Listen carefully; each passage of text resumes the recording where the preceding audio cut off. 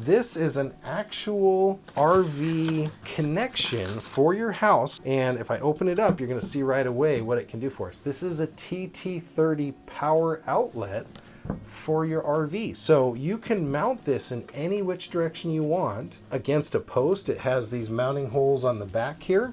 So you can put a single screw in, kind of set it there. You can drive these screws from the inside and you hold it. It has a power inlet on the back and on both sides and on the bottom. So the beauty of that, where I want to mount this, I have a little post out there at my house where my RV parks.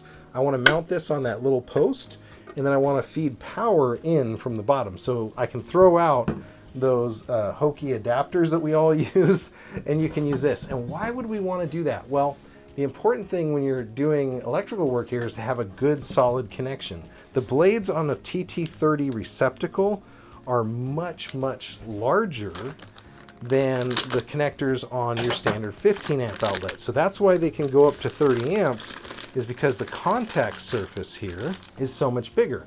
So you can see right there, that gold connector, you're getting a lot more of that surface area touching, including the ground prong. So with the way this works, and this is an extra deep socket, I just want you to see how that goes in?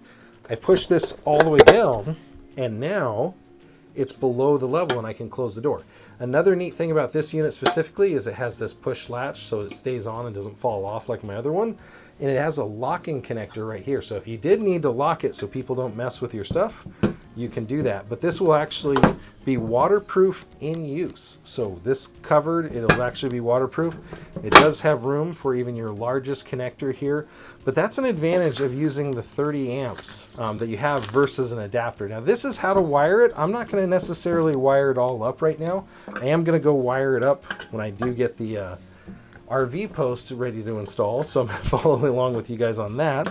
So you're going to have wire that looks something like this when you've stripped it. So you're going to have a black connector, you're going to have a green connector, and you're going to have a white connector.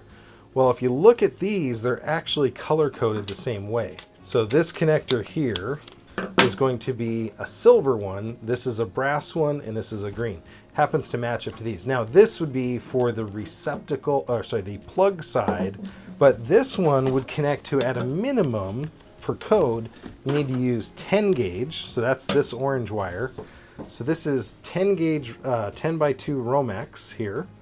So you can do the same thing. So your green or your ground goes in there, your white or your silver goes in there, and your brass connector goes to your black wire. So that's how we would connect this up.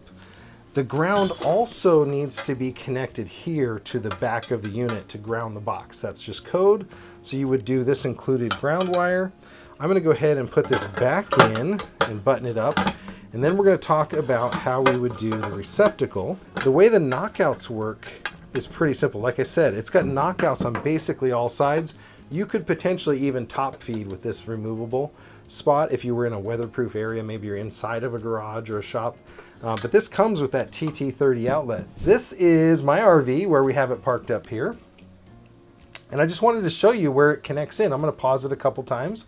So you can see here, I have an outdoor connection, but then I have one adapter, I have my surge strip, then I have another connection, and every connection in the Northwest is a place for water and moisture to collect, for it to start getting rotting, oxidation.